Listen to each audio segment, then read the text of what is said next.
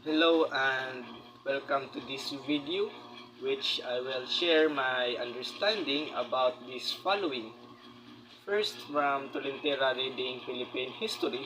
So first we have an introduction to Philippine historiography, source and discourse. Second, history of the Philippine island. Third, the Manunggul Jar. And fourth, the Laguna Copper Plate. And fifth, duties of Katipunan of the Son of the People or KKK. And then second book is in the Philippine History source book. We have Introduction to Pre-16th Century Readings.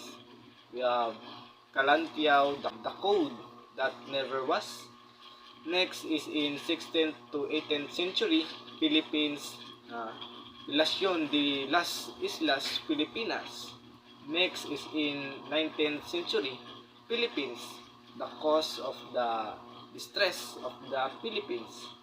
And next is in 1896 Philippine Revolution, pag-ibig sa tinubuang lupa.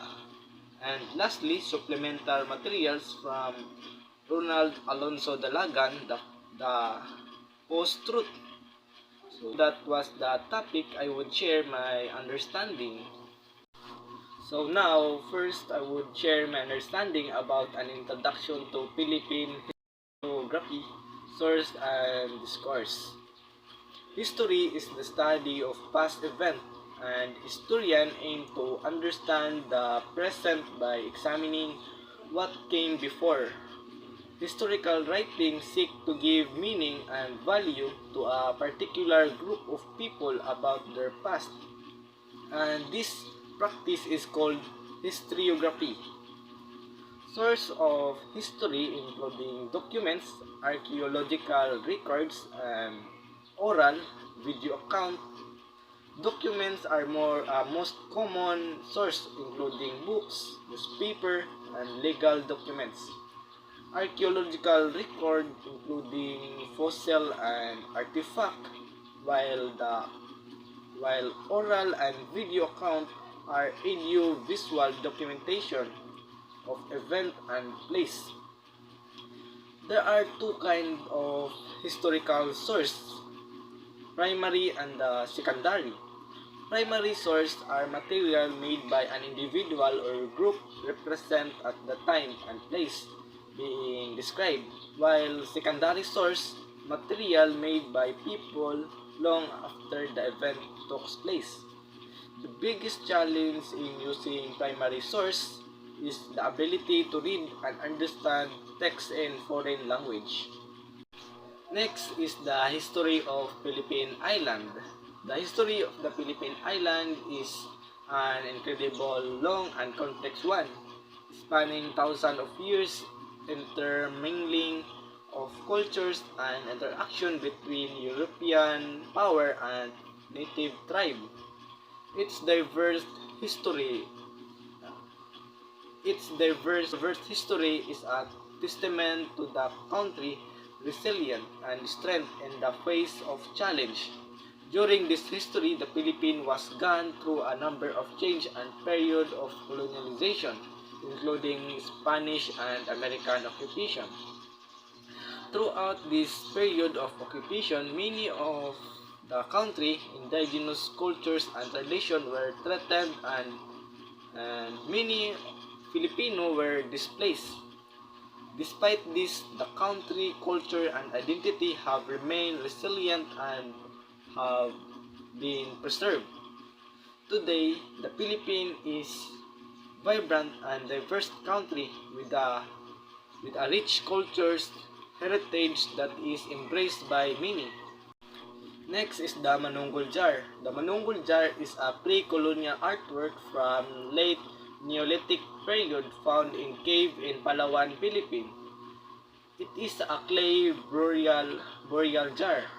The top of the jar features a boat with two men figure represent soul on a journey to the afterlife.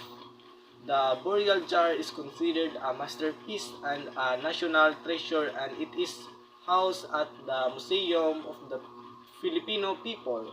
The position of the hand of the cross figure on the boat reflect the tradition Filipino practice observed when arraigning a corpse.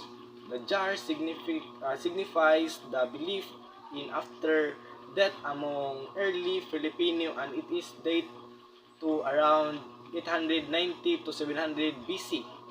It is considered unparalleled in Southeast Asia, and it's thought to be the work of a master.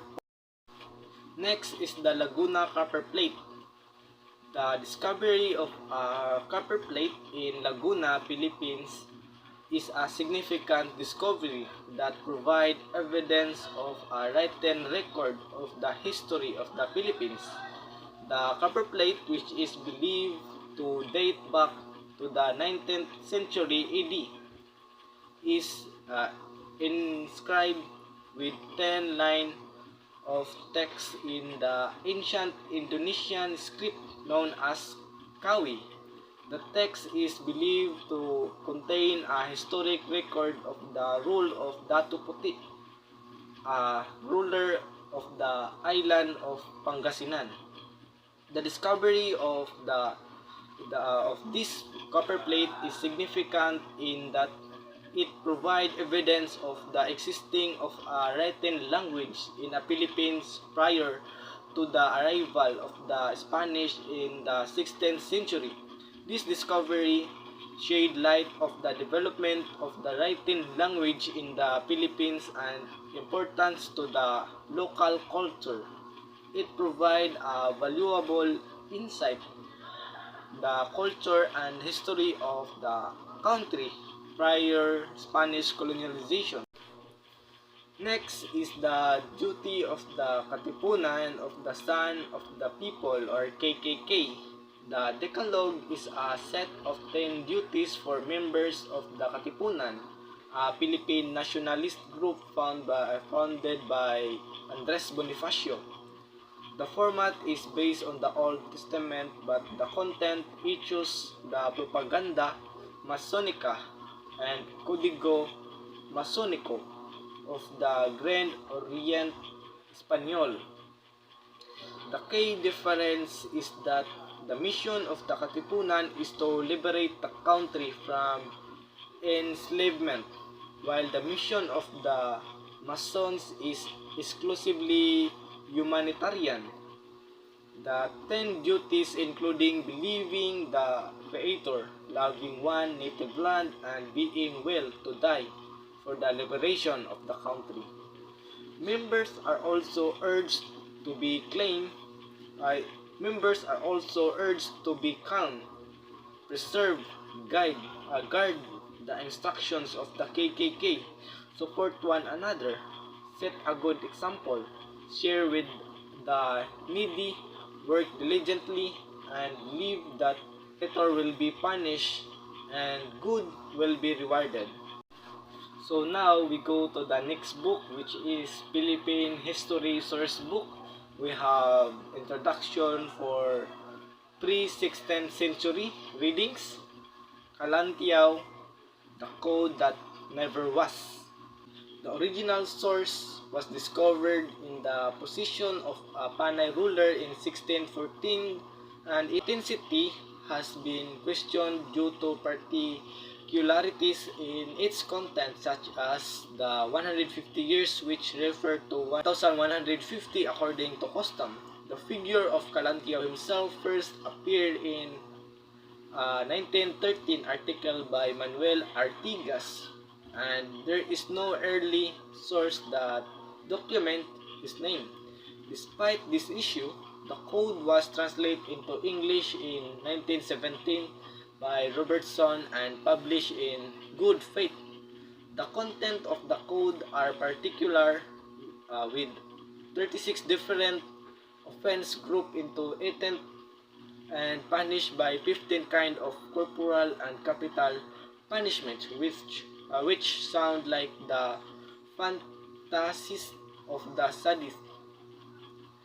Legalist commentators have compared the code severity to that of Leviticus or Hammurabi, but its capricious visionist is incredible. The, the belief that their ancestors suffer a society submission to such a legal system has done padugo, pedago, pedagogical mischief to three generations of Filipino youth. Kalantiaw has become a national hero, and his code has 15 in inscribed by Kalantiaw has become a national hero, and his code was fifthly inscribed on brass in the Kalantiaw Shrine in Bataan, Aklan, but the authenticity of the code remained questionable. Next is 16th to 18th century Philippines, Relación de las Islas Filipinas. The text describes the literacy and writing system of the islanders in Manila, who are skilled in reading and writing in their own distinct alphabet. Their alphabet comprises 3 vowel and 12 consonant, which are pronounced with different vowel sound by placing point above or below them. The islander has adopted the left to right writing style, contrary to the top to bottom writing style of the Chinese and Japanese. The islander used to write on reed and palm leaf using iron point, but now they write in sharpened quill on paper, just like the European. The islander have also learned the European language and writing it better than the European. The passage provides insight into history of writing system and the spread of literacy. It is interesting to see how different cultures develop their own writing system to present their language, and how these systems were adapted over time. The fact that the islanders of Manila are able to quickly learn the European writing system and incorporate it into their own writing practice demonstrate the power of culture exchanging and the adaptability of human language. Next is in 19th century Philippines, the cause of the distress of the Philippines. The essay reveals Lopez Jaina's strong anti-colonial and anti-clerical attitude. He criticizes the role of the friars in the management of affairs in the Philippines and the religious education they provide.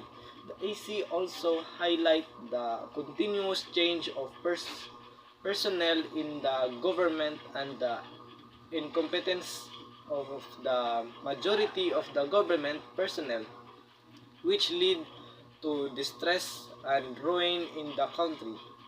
Lopez Jaina argued for the inclusion of native in government positions of high or average importance, but lament that the royal decree on the matter are not followed. And lastly, for Philippine History Sourcebook, in the 1896 Philippine Revolution, Pag-ibig sa Tinubuang Lupa, Andres Bonifacio together with Emilio Jacinto play a vital role in promoting the national consciousness and inspiring Filipinos to unity and fight for independence and freedom. Throughout their writing, such as Bonifacio Pag-ibig sa Tinubuang Bayan, they convey their message of love for the motherland and the importance of the patriotism. And now, the supplemental material from Prof. Ronald Alonzo Dalaga, the post-truth. The post-truth phenomenon poses a significant challenge for our society, and it will require a concerted effort from all sectors of society to address. By working together to promote accurate and reliable information, we can help to create a more informed and engaged citizenry capable of making the decision necessary to build a better world. My understanding of post-truth referred to the concept that subject opinion and emotions can be more influential in shaping public opinion than objective fact and evidence. In a post-truth world, the distinctions between truth and the lies become less clear, and people are more likely to believe information that align with their pre-existing belief or bias, regardless of whether it is accurate or not.